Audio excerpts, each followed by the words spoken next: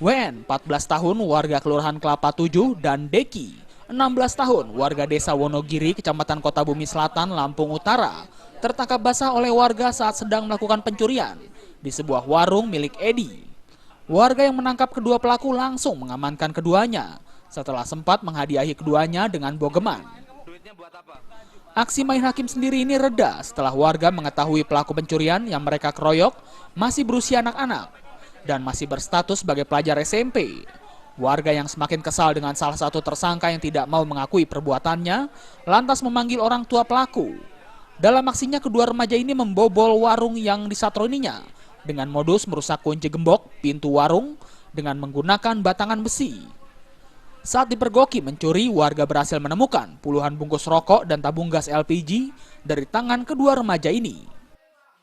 Kejadiannya gimana tadi, Pak? Ya, kejadiannya warung posisi kosong, nggak ada yang nunggu. Terus? Udah tinggal ke Jawa, yang ke 3 hari dibongkar mereka. Apa aja yang hilang? Yang ada positif tabung sama rokok. Terus?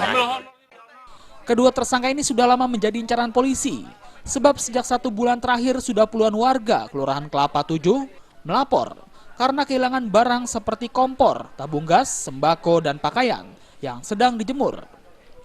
Kedua pelaku sempat diamankan warga sebelum polisi datang dan membawa kedua pelaku untuk mempertanggungjawabkan perbuatannya.